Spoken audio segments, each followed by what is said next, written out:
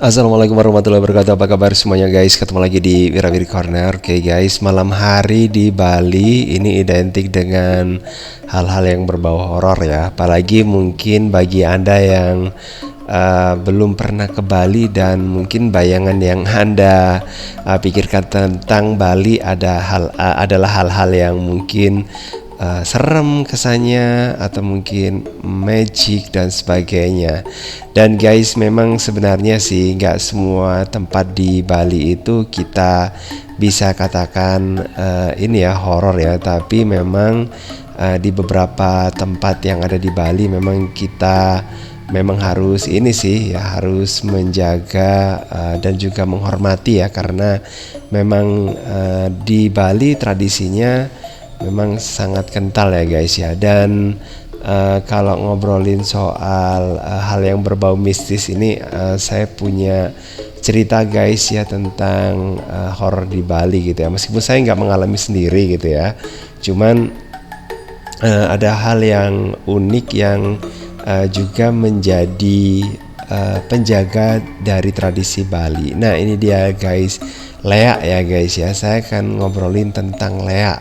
Nah leak di Bali ini merupakan kalau banyak yang bilang leak itu hantu, sebenarnya sih leak itu bukan ini ya, bukan makhluk halus seperti yang ini yang kita bayangkan sebelumnya. Kalau leak itu adalah semacam kayak kuntilanak atau kayak setan gitu ya. Tapi kalau dikatakan setan, bagi saya sendiri sih ya agak mirip gitulah guys ya, karena sebenarnya sih nggak tahu juga sih kalau menurut pandangan dari orang Bali sendiri. Tapi kalau bagi saya sendiri sih leak itu ya semacam setan ya, atau kalau setan itu kan dalam ini dalam budaya saya gitu ya, itu adalah bisa makhluk halus dan juga bisa manusia yang dia itu ya menjadi kayak ini sih berbuat jahat kayak gitu guys. Dan untuk leak sendiri ini identik dengan ini ya, orang yang menguasai ilmu tertentu, terutama itu ilmu hitam gitu guys. Dan ini yang dari yang saya ketahui guys ya, dari orang yang ada di Bali gitu guys. Dan kalau untuk orang yang menguasai ilmu hitam ini tentu saja ya dia tidak bisa sembarangan ya guys ya untuk menguasainya, karena ilmu leak itu sendiri adalah sebuah ilmu rahasia gitu. Dan ilmu rahasia ini ada yang mengatakan itu bisa dengan cara belajar, ada dengan cara membeli, dan ada juga dengan cara turun temurun gitu. Jadi kalau belajar ya memang menguasai ilmu tertentu gitu dari seseorang yang bisa ya guys ya. Terus kemudian kalau ini kalau untuk membeli gitu ya, katanya juga ada sih kayak dipakai semacam sabuk gitu, akhirnya ya jadi ini jadi kayak ayam, jadi anjing, jadi bahkan ada yang jadi sepeda motor, jadi mobil kayak gitu, ada juga loh guys ya. Terus kemudian untuk orang yang turun temurun juga ada ya, karena mungkin ibunya yang bisa ilmu leak gitu, dan akhirnya menurunkan ke anaknya. Dan ini biasanya katanya sih ada yang melalui diludahi gitu aja sudah bisa pindah gitu ilmunya ya.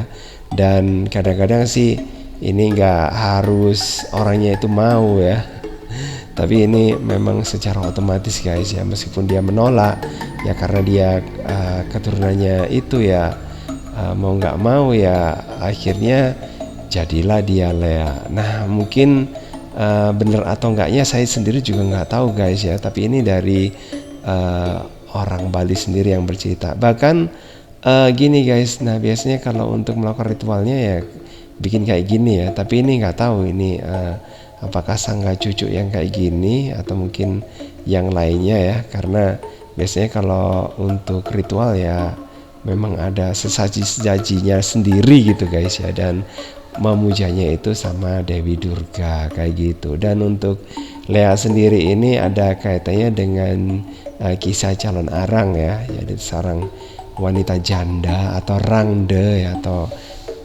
kalau dalam bahasa Jawa itu randa, rondo ya kayak gitu, yang dia itu ya nggak inilah ya, nggak disukai sama masyarakat kayak gitu. Terus kemudian dia menebarkan ilmu penyakit kayak gitu, apa gebluk kayak gitu ya, dan akhirnya membuat masyarakat yang ada di sekitarnya itu terkena penyakit yang paginya sakit, besoknya pagi meninggal, ada yang paginya sakit, sorenya meninggal kayak gitu guys. Dan itu ya mirip-mirip lah sama kondisi saat ini guys ya.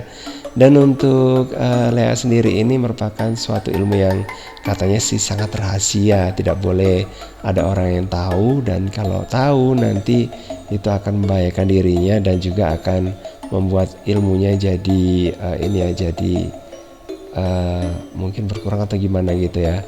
Dan untuk pemujaannya biasanya dilakukan di malam ini ya, Kajang Kliwon ya. Nah itu setiap 15 hari sekali di suatu tempat tertentu. Nah kalau di Dansar ini ada tempat, nanti bisa Anda lihat ya. Dan di situ sebenarnya sih bukan khusus untuk orang yang ini saja ya, untuk sembayangan orang yang ilmu hitam saja, tapi juga orang yang ilmu putih ya, itu juga melakukan hal kayak gitu ya. Maksudnya bukan maksudnya ritualnya bukan melakukan pengeleakannya, bukan ya, tapi ritualnya di tempat yang sama, cuman beda tujuan gitu ya. Kalau satunya itu ingin mempertinggi ilmunya, satunya lagi untuk ya bersembayang biasa gitu guys ya, kayak bersembayang pada umumnya kayak gitu. Dan lokasinya ya kayak gini ini guys, jadi tempatnya ya kayak biasa gitu, tapi memang ada khusus ya, tersendiri. Dan bahkan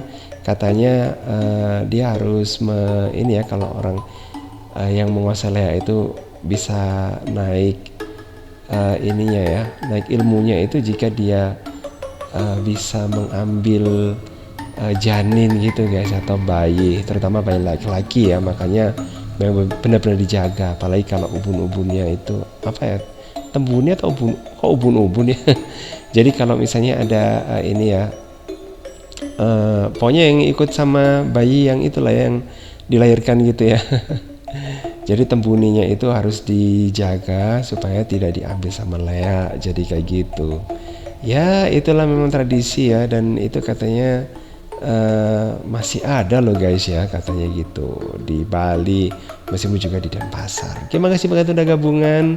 Jangan lupa ya untuk like, subscribe, komen, dan share untuk mendukung channel ini. Dan saya kira wassalamualaikum warahmatullahi wabarakatuh. Bye.